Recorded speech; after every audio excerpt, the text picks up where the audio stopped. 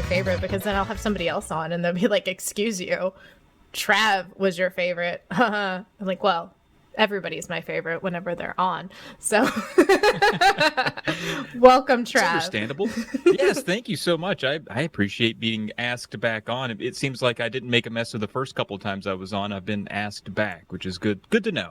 Yes, you know, you like to partake a little bit and I like to learn a little, so, you know, might as well have you back, and you're my friend, so, you know, it's easy, right?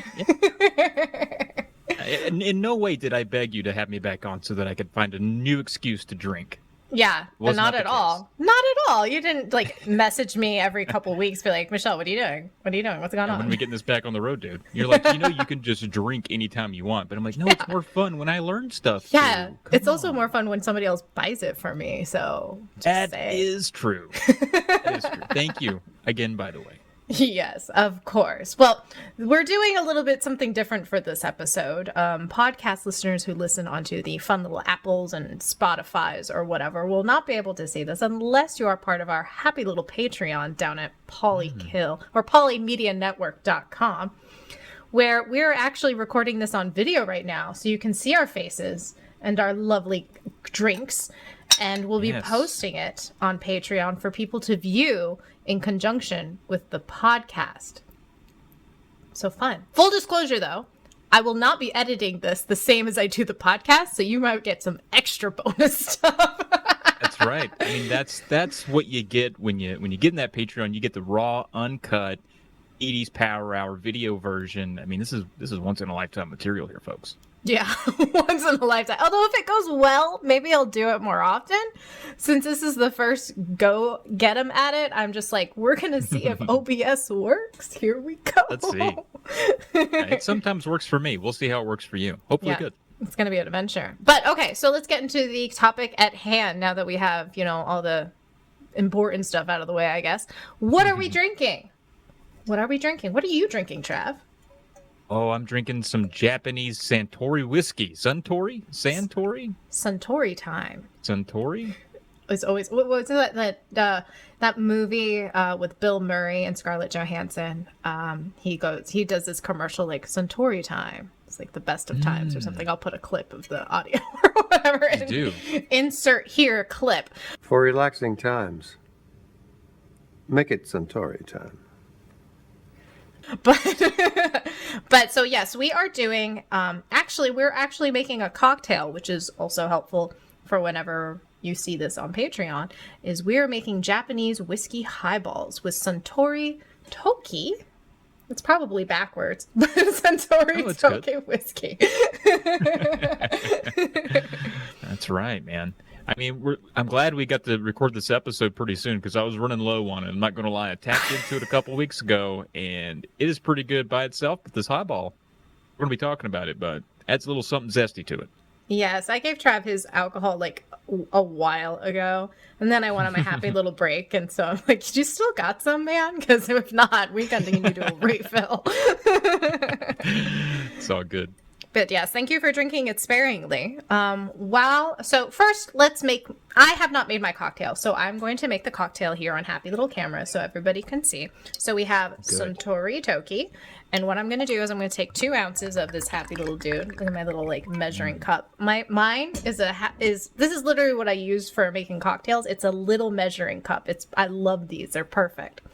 So it's cool. I actually use one too. I use the measuring cup sometimes as a shot glass myself, just cut out the middleman. Shot glass. So 2 ounces of whiskey into my glass, which has an orange in it. Ooh, so fancy with big ice cubes. Yum, yum, yum. And then I'm going to take some club soda.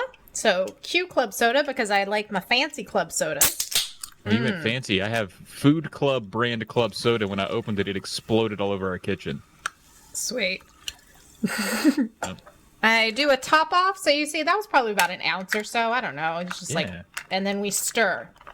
God help me, I'm not doing this on the table right now. So yay! So I put the orange in there, so as I stir, you get some of that. I'm not juicing it hardcore, so it's just some of the orange juice in there. And get that other. And there we have it. Cheers. Cheers indeed. Cheers. Hold mine up as well. Yes. Oh, wow, my camera's way up there. Yeah. Very good. It's something. It's like a sandwich. Like you can make a sandwich. It's a regular sandwich. You can make a ham and cheese sandwich for yourself. It's okay.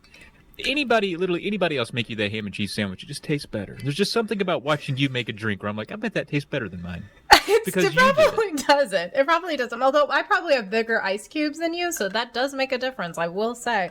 Does it?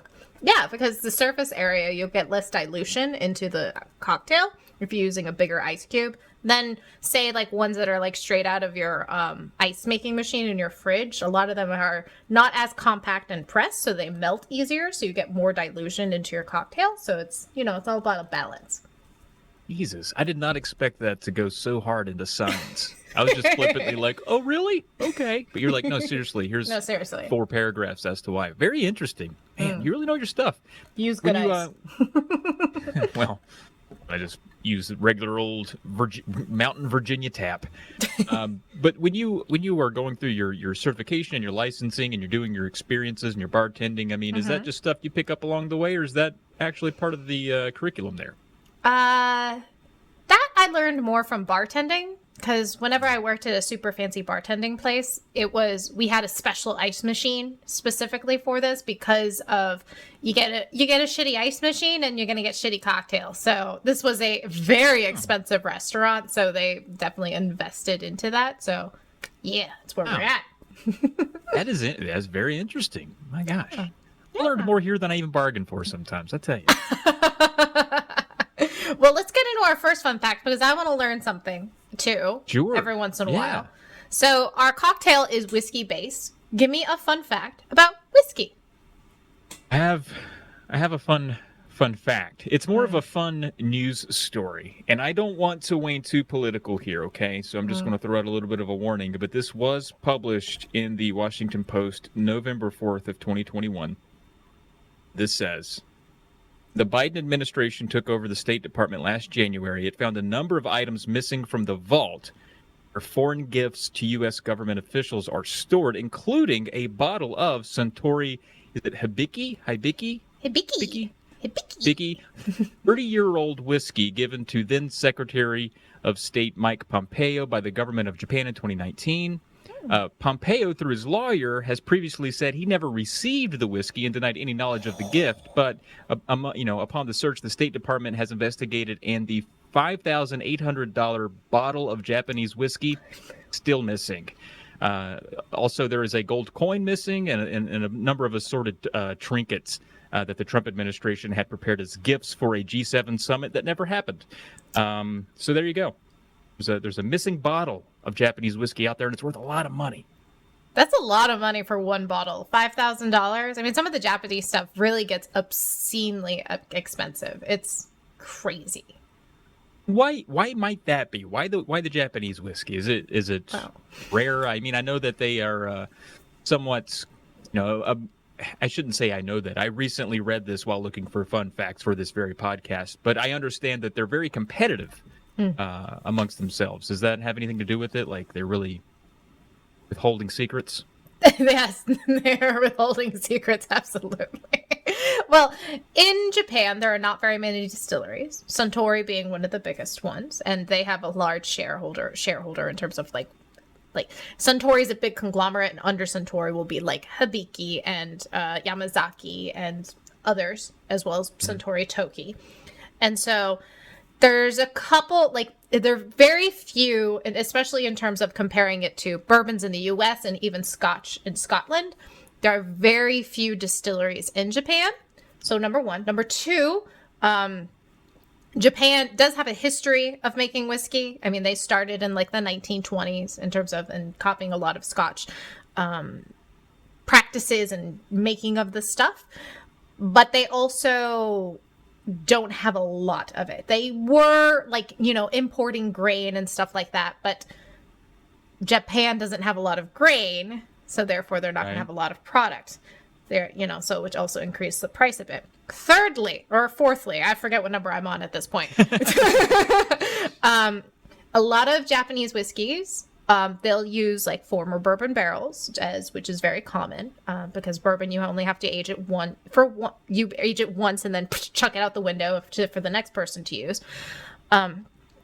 Japan wood is called Mizunara, which is a very, very desired wood. It's actually, Suntory has a huge claim on the Mizunara wood in Japan. It's very tight grained, so you get a lot of like coconut and vanilla notes into it, but it doesn't grow straight like American white oak. So it takes a really long time, and it doesn't grow straight. So it's just really great for barrel making, which is that I'm being sarcastic. It is not, because it doesn't grow straight. It's all gnarly and stuff. It's very gnarly. So making barrels makes it more exceedingly expensive. And fifth reason why is there was a lot of Japanese whiskeys, let's say 20 years ago. All of a sudden, Yamazaki becomes like the new kid on the block, even though they've been around since the 1920s, and they win all of these awards. And then people just started buying all of it.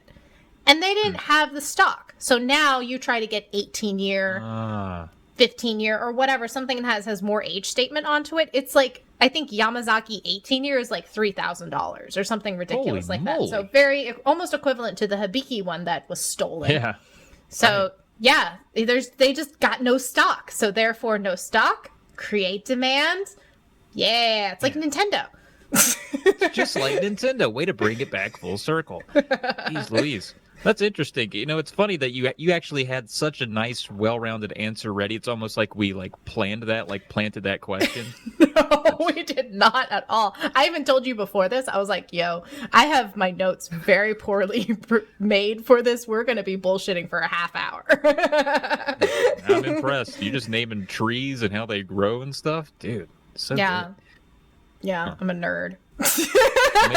maybe you'll uncover that. Well, I'm going to say it's a $6,000 bottle. I'm going to round up from 5,800.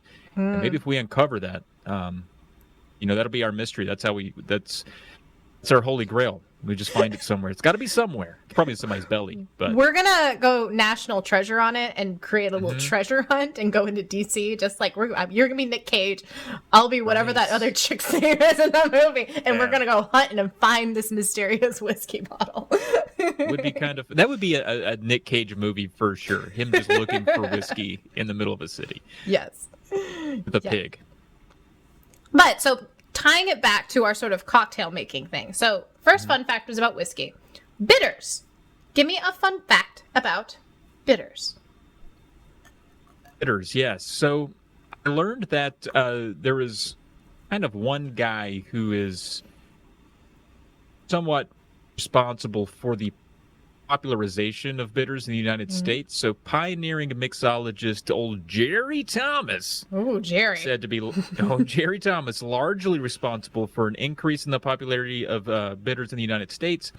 And he released How to Mix Drinks, also known as the Bon Vivants Companion in 1862. Bon Vivants, yes. Bon Vivant. That Jerry. I know that Jerry. I know. Me and Jerry are pals. No, Jerry? No, he was from the 1800s. I don't literally know Jerry, but I know his book. I was going to say, you have him on LinkedIn? That's incredible. But no, I've got a little bit more because I thought this was interesting. So he's known to have authored 2 books. So that one, How to Mix Drinks in 1862.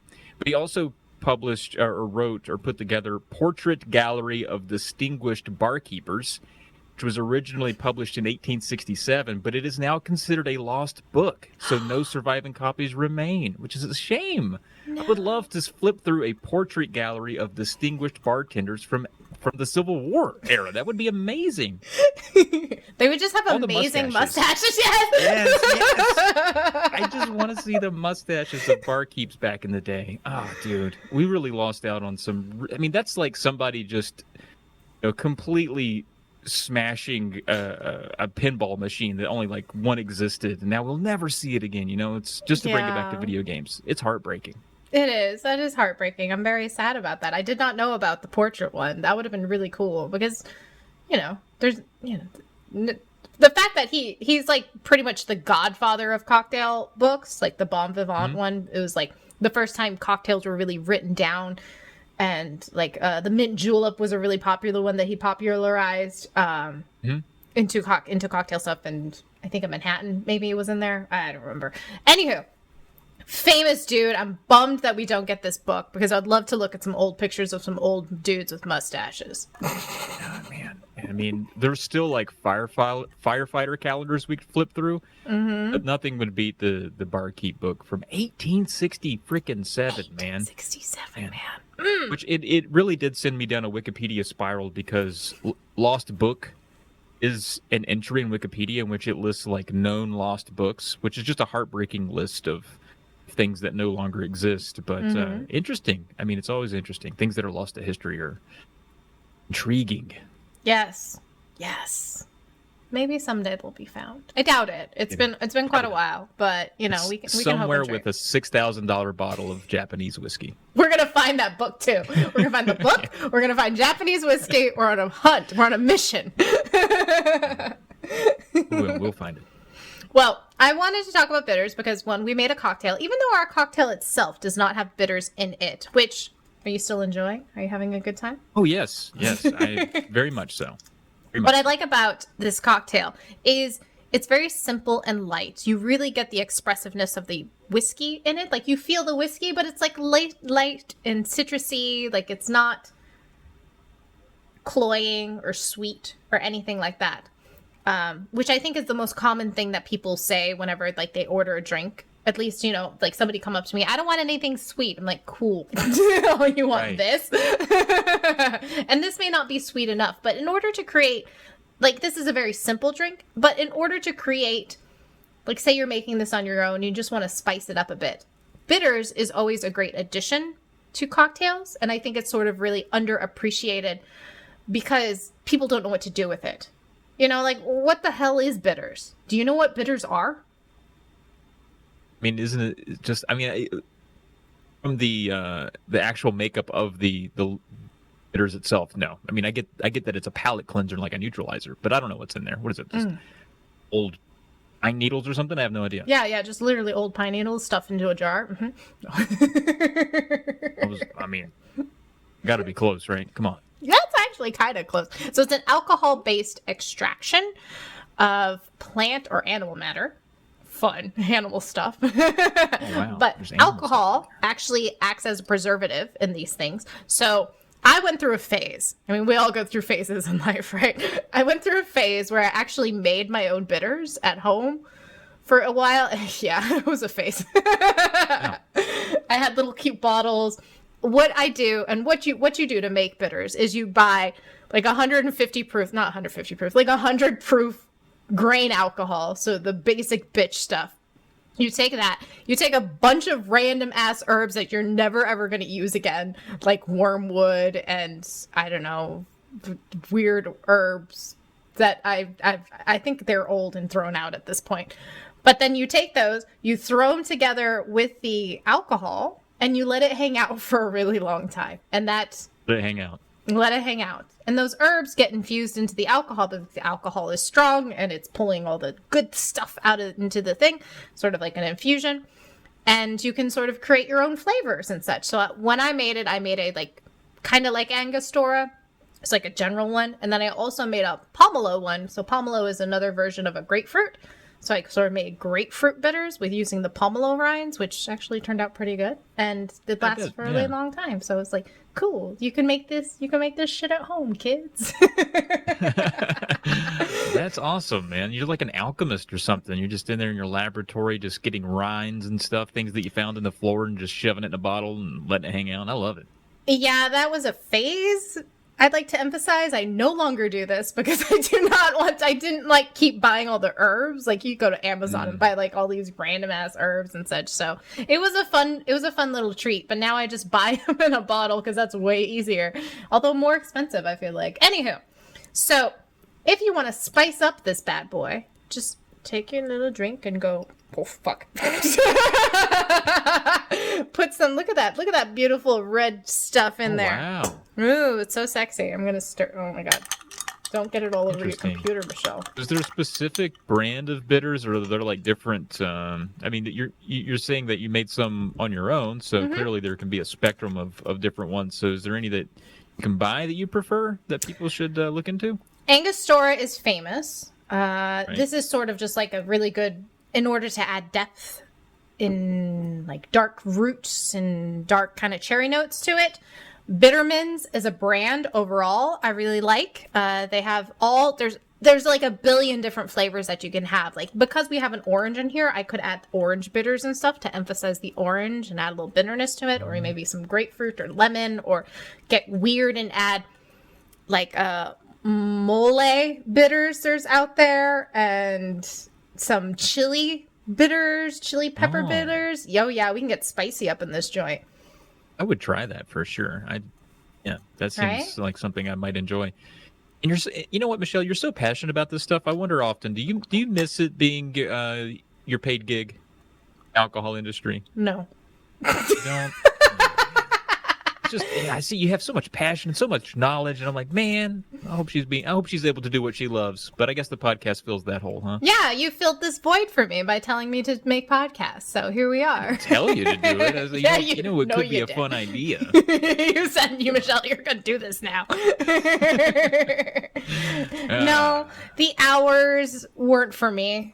You know, like the experimentation and having the availability of the stuff was really cool in the learning experience, but that lifestyle, being at work from like 6 to 3 in the morning, not for Michelle. Michelle's not a night owl like that, so yeah. Understood. I'm good.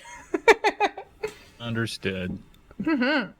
So, next fun fact. Fruit. Yeah.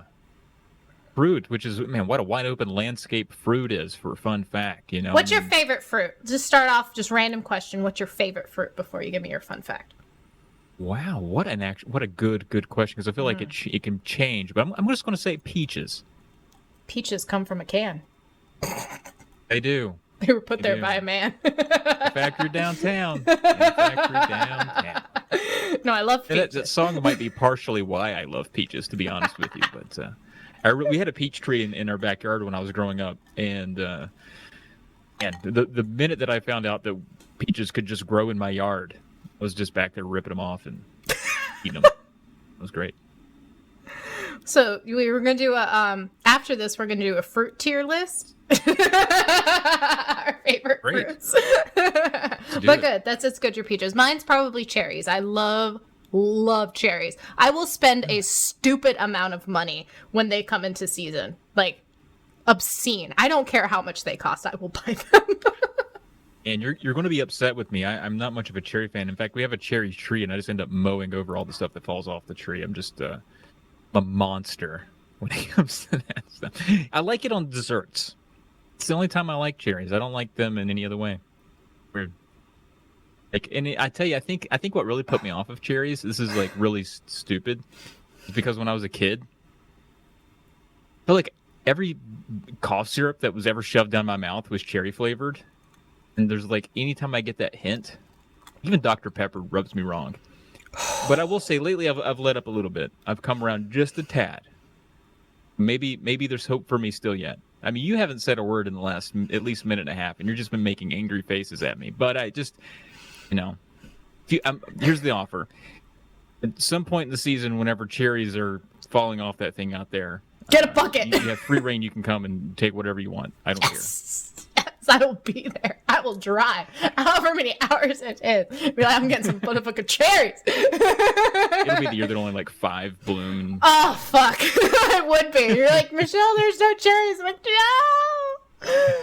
Yeah. I'm so upset at you. How do you not love cherries? This is just blasphemy. This is an unholy. It's ungodly hearing this right now, but it's fine. We're still friends. Whatever. It's fine. I'm sorry. I didn't know when I started talking. I was like, just don't bring this up. Why do you have to do this? This is her favorite fruit. You're just going to slam it down like that. Well, let's turn the tables. Where does peaches land for you? Do peaches hit in a top tier, or are you just going to actively hate peaches because they're my favorite? No, I'm not going to actively hate peaches. They're definitely not top 5. Understood. There might be like on tier list. They might be a B. Might be a B for me. B in the peach. Okay, B in the peach lane. Yeah. All right. Well, let's get to some fun fact about. Tushies, though.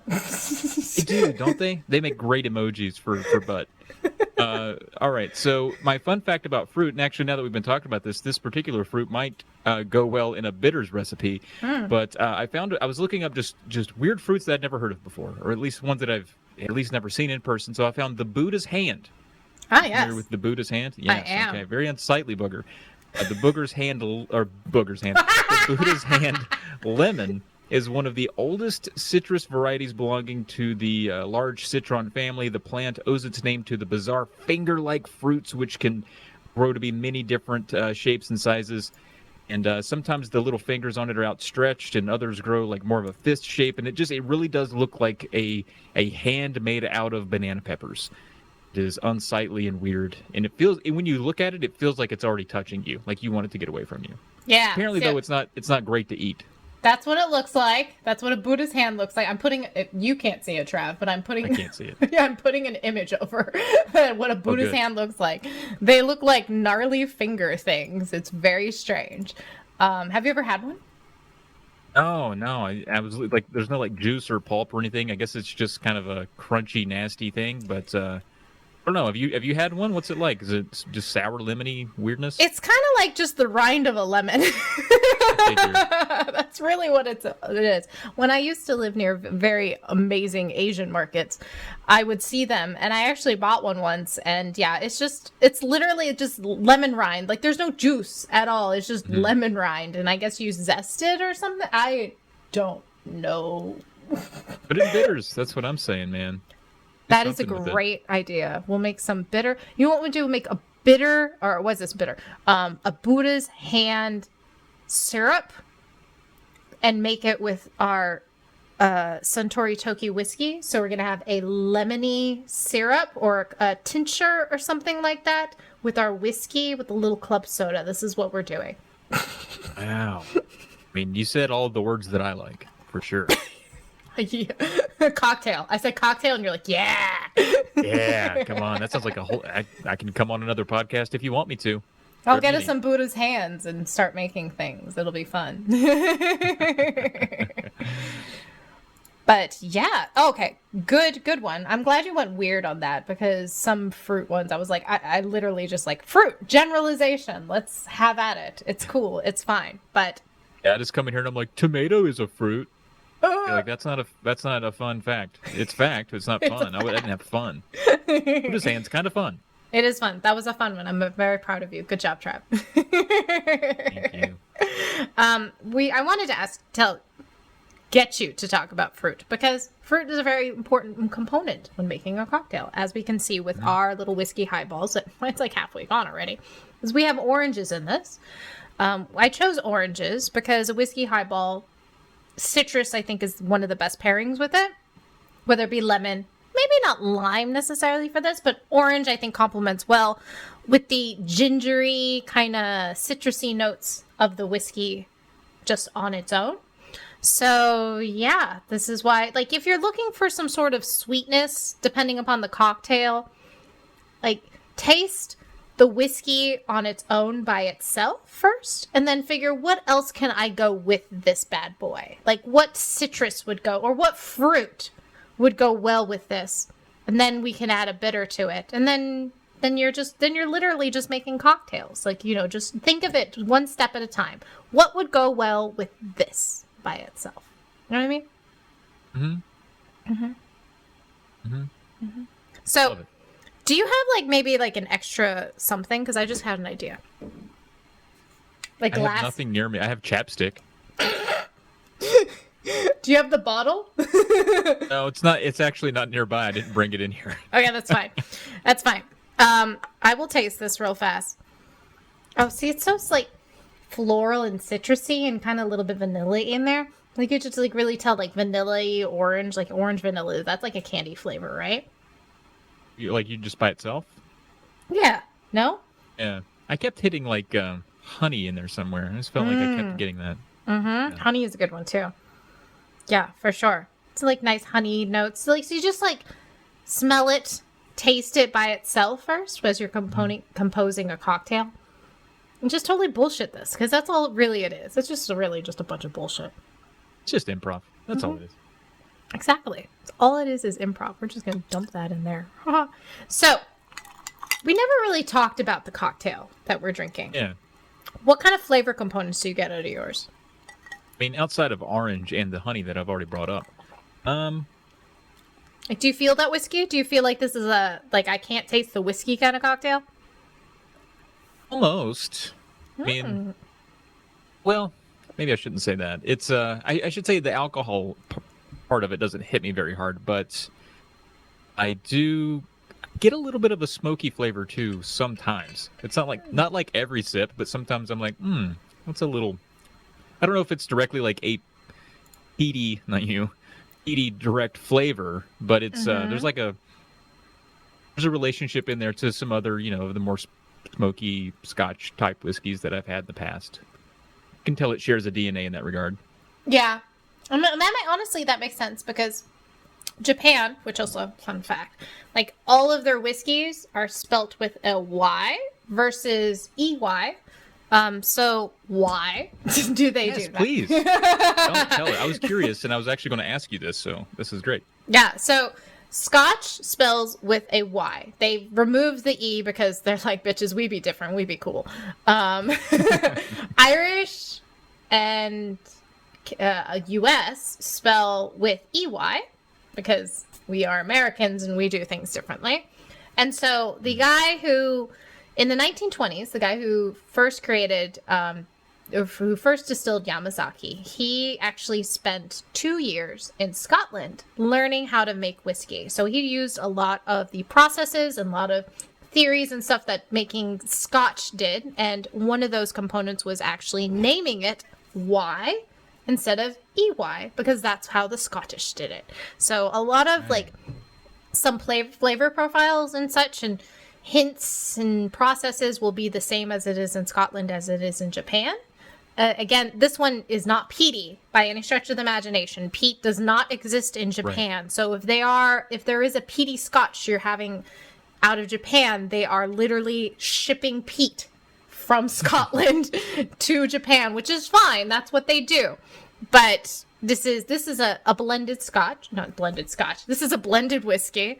So it's not single malt. It's a blend of grain and malt and no peat whatsoever. But you can sort of get that feel of a Scotch, like that body of like a Highland or something that's unpeated. It's got that same sort of vein. You can feel the similarities between it. I think maybe that's what I'm trying to describe. I'll just steal your diction and all of your smart words and say, that's what I meant. That's what I was saying. Exactly. Yeah, I can taste the taste the kinship between the two far apart lands that made this tasty drink. Mm-hmm. No, it is really tasty, and it's so simple. I mean, without the bitters that I've added to mine, which is fantastic, by the way. I think it adds a little bit of, like, I'm a more savory, sour kind of girl. Like, I don't have a sweet tooth at all. So, you put a cake in front of me, I'd be like, nah, I'm good. But you put a bag of chips in front of me, I'm like, dude, I'm going to house this bitch. So. I'm also that kind of girl. I do love the savories. And this is a more savory drink, I feel like, because one, there's no additional sugar to it. All you're adding is whiskey and club soda and a fruit. The sugar comes from the fruit itself, which I'm not even like squeezing that bitch into here. I just like stirred it a couple times. Did you squeeze yours? A little bit. A little bit? Just a little bit. No, I didn't like wring it out like a dish rag. I just did a little squick. Squick. And was there pulp? Did the pulp move? Very specific question. I don't know. I will say that it was a visible amount of orange juice leaked out of the squeeze. Then I dropped the orange in. I'm sorry, I referenced Seinfeld there. Oh, okay. Pulp can move, baby! It's like, where were you on the night of October 16th? Like, I don't know. I don't know if the pulp moved, officer. No. So, adding more citrus to it is totally fine. Like we could totally add another slice of orange into this bad boy and just go whoop. Oh, wow, she just did it. I just did it, yo. I'm just going to squeeze that into here and add more orange if I wanted a fruitier drink. You know what I mean? Yeah. And that, again, without adding sugar. Because a lot of cocktails, like, I think there's the misconception, especially with, like, a bunch of the rum ones, because rum is a sugar cane sugar, molasses based alcohol, that you need sugar into it to, to be palatable. You don't. Just come frickin' club soda and some whiskey and you're having a day. Honestly, the reputation of many cocktails to be sweet is the reason that I stayed away from many for so long. I just associated it with that. I'm like, I don't want a sweet drink. I want savoriness, which I usually would get from just drinking it straight most of the time, which is the habit I got into for like a decade. Yeah. And only within the last few years have I discovered the nimbleness of cocktails, and that it doesn't have to be what's on the menu. It doesn't. It doesn't have to be whatever they shove down your throat or whatever they market to you. You can make it whatever you want. No. One of my favorite things to do is just I have a favorite cocktail. I love sidecars with I loved making sidecars. I love drinking sidecars. So going to a bar and getting to know the bartender and seeing what is their favorite cocktail. One, order a drink that is their favorite. Doesn't have to be on the menu. Order off menu. And then I like to order always my favorite and just say, I want a sidecar. You make it for me. How are you going to make it? So you get different variations and so you can experience different... It's a different experience every time because everybody makes it differently. There's no one person that's going to make the same, even if the recipe is the same. There's some love that goes into making cocktails, like cooking. I could make salmon and you can make salmon, and they're gonna come out completely different. You know what I mean? Want my salmon? Yeah, you're not gonna want mine. That would be one of the big differences. Another good example is our pal Burger Champ. Literally anything he makes is delicious. Oh, Jesus Christ, yes. If I attempted anything that he made, and if I tried to make it, it would just immediately become cat food. That is a great example because he makes the most amazing thing I've ever had in my mother trucking life. Shenandoah Valley chicken. This shit is the epitome of amazing in terms of chicken. I can't hype this shit up enough. And I make it. It don't taste the same. Why doesn't it taste the same? And the thing that's frustrating, I haven't had your take on it. I'm sure it's great. But he also managed to hit it 100% out of the park by making it also in a hotel room. Yes! He wasn't in a fancy kitchen or anything. He didn't have a magic potion that he, it definitely wasn't something he shipped in that he'd been tricking us the whole time. He literally made it in a hotel room. Yes, in a hotel room in a shitty slow cooker that I brought. And I was like, how is this possible? It's a gift. I know. It really is. What you're saying is, find your Valley chicken. Find your cocktail. Find your cocktail that you love to make. Yes. And try it with different bartenders. And try to make it on your own, too. Because, even though I say, Burger Champ's Valley chicken is never going to be the same as my Valley chicken, by any stretch of the imagination, I'm just going to, hunt him down. I'm going to find out where he lives and just stalk him to get this Valley chicken, which he'll be totally fine with. He'll be fine. He'll be like, come on in, let's play video games. Yeah, for sure. But maybe we're not going to be able to get to that point where we're going to make it like how we had in the bar, but we're at a point in our lives where, you know what? Let's get better at it. Let's get good. We can do this. We can get better. And it's very simple. With very simple ingredients, very simple recipes, you can make anything almost just as good as they're making it behind the bar. You can do it. I believe in you. Just need to buy a bunch of different fruit. I wanted to ask you, what's the there are those fruits that are just kind of like your everyday fruits that people kind of go to in terms of your oranges and your grapefruits and whatever else might go into a cocktail just off the top of the head. What's maybe the most strange or out of the box fruit that you've added to a cocktail that you've been like, damn, that's pretty good. Should try throwing more Buddha fingers into my cocktails. That was amazing. I want to try Buddha fingers now.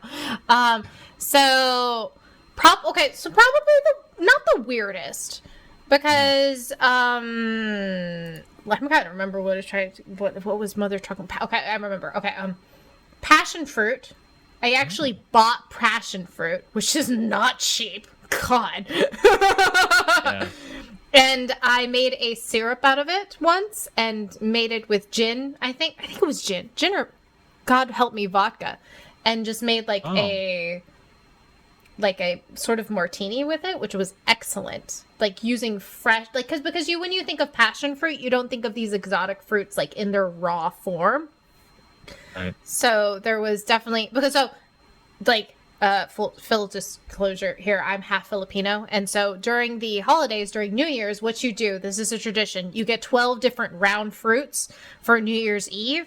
And that's supposed to bring good luck. So every year I buy 12 different round fruits. Passion fruit is one of them because it's round. And I'll buy other random ass round fruits and use them afterwards to make cocktails. Could not name 12 round fruits, I don't think. Yeah, I mean, you can. Grapes, lemons, limes, pomegranates, persimmons, passion fruit, other types of oranges, tomato, mandarins. I mean, it doesn't have to be a completely different category. I can make mandarin, oranges, tangerine. That's 3 different kinds. Like, we can just go for days cheating. here. I got you. It is cheating. A nectarine, a tangelo, a tangerine, an orange, a clementine. We're like, what, dude? Come on. I'm a cheetah. I got you a basketball too. I got you every different shape of orange, every size of orange thing. Yes. Yes. Pineapple somehow counts. I don't know why, but it's round-ish. Oh, really? Okay. Yeah. So I always end up with like all these random ass fruits. So what do I do with them? I make cocktails into them. I'm gonna have to make a confession right here. I had to look up a passion fruit because I'm like, obviously I've heard of it, but I'm like, I don't know if I've ever had one. Yeah. And now I'm seeing the insides of one of these things. And I'm like, what is that? Fresh macaroni and cheese? I have never had a passion fruit in my life. Yes. So because we are going to Google the shit out of this, we're going to actually pull up a picture. I've had a pomegranate, though. See, that's a passion fruit, the inside of passion fruit. It's like pretty much, you can't see it, Trav. I know. But it From looks a distance, like it brains. looks like broccoli and cheddar soup. And you're It like, what's does. going on in that thing? So they're little seeds, and the fruit is what surrounds them. So what I did is I spooned out all the seeds and stuff and put it into with some water and just cooked it down, and that extracts the juice and stuff. And then I strained it into a bowl or a bottle or whatever and just used that. Yeah. And then maybe a couple of those seeds into the cocktail to make it look super fancy because whatever. Because whatever. Mm-hmm. But yeah, cool. You do not get much out of this thing at all. So they're like tiny, like maybe the size of my palm in terms of how big they are, and that's big. They're tiny. Wow. They do have some good health benefits. Passion fruit is known as a provitamin A, as it transforms into vitamin A in the liver. So it's good. You're neutralizing the impact of the alcohol on your liver by throwing a passion fruit down your gullet while you drink. So see, it's good for you. Kids. Cocktails are good for you. 100%. I'm going to have 3 more tonight to ensure that I live a very long, healthy life. Oh my goodness. Trav, right. Did you learn anything today? Dude, I learned more than I can remember, which is upsetting. I hope this recording works out because there's a lot I need to review for the exam. There will be a test. Best part of it was I brought 3 fun facts, so I learned something just today by just having to be on the show. But then for each fun fact, you schooled me even further on each of my fun facts, which is, again, the point of the show, but every single time with you. Yes, the point of the show is for me to school people. Yes, that's the whole point. I feel schooled and my mouth is satiated with good drinkage. It's such a win-win. Being on this show is seriously a pretty good deal. It is a pretty good deal. I'm glad. Thank you for joining me, Trav. You should always find Trav at the many thousands of podcasts that Trav does. Polykill, Drunk Friend with our buddy, Polykill podcast with our buddy Steve. Mm-hmm. Steve's the best. Steve is the only person I subscribe to on Twitch. So that's saying something. He's good. He's good. Drunk Friend with our buddy Alex Nestrunk, who I just told, Soul side note here, I told him to go to the Final Fantasy live concert, and he had the best time. I'm so happy because him and Pearl are my favorite. Great. Pearl's my favorite. I love Pearl. Anyhow, that was your favorite, not just 45 minutes ago. What happened? No, Pearl is always number 1. That's fine. Tales of the Lesser Medium, which is hilarious, and congratulations on hitting 4,000 Yeah, thanks. Yeah, we need to get a few more ears out there. So please, folks, get drunk listening to this and then flip over. It'll make Tales funnier. It will make Tales funnier. And then we have our other buddies, Indie Quest, who is also, I mean, you don't do Indie Quest, but our buddy Steve, as well as our buddy Josh, also does Indie Quest. Sometimes Captain Drachma, if he's getting frisky, Yeah. I mean, I might have to do it if no one else does. I'll have to jump in there at some point, gosh dang. But yeah, we got that one on there. And of course, Petee's Power Hour. And let me tell you, folks, there's more shows coming. We've got more in the old, I would say the hoppers, if that's a physical thing where we keep shows. But there's more cooking. Maybe I didn't let you in on that, Michelle. Excuse you. I'm sorry. I manage the website. How do I not know about this? I know. There's some business we need to discuss. But great. I would say this year, 2022, you should see at the very least 2 more shows, maybe 3, hit the old polymedianetwork.com email address, polymedianetwork.com website. So be on the lookout, folks. Yes, be on the lookout. Support the channel. If you wanted to see this happy little video that we've created for this, you can join our Patreon, which links to Patreon at our website at polymedianetwork.com. You can find me, Michelle, on Twitter, which I hardly ever post, so don't follow me. But updates on this podcast and other random shit maybe at Petee's Power Hour, or you can email me your questions, comments, or concerns at peteespowerhour@gmail.com. And of course, go to polymedianetwork.com to hang out with Trav, mostly, maybe me a little bit. Join our Discord though, because we are a cool Discord, I do have to say. It's a pretty fun Discord. I do enjoy that. I call it my pocket family. It's a good. We are family. Group of folks. And yeah, I'm all. You can find me on Twitter at Trav Plays Games. If you want, every 1 or 2 weeks, sometimes you'll get the best dad joke ever. They take a long time to brew, so don't be expecting a ton of tweets. But I swear, sometimes I fucking hit it, man. Just be ready. Be dad joking up when it here. comes to those jokes. Yeah, I'm already making another cocktail. I'm just interrupting you by clanking shit up against the microphone. I'm like, dad jokes, sure. It's your podcast, man. I'm just trying to, promote my dad joke generator. Come on. They are fun. I love a good dad joke. Thank you, Trav. As always. Cheers, my friend. Indeed. Chink chink.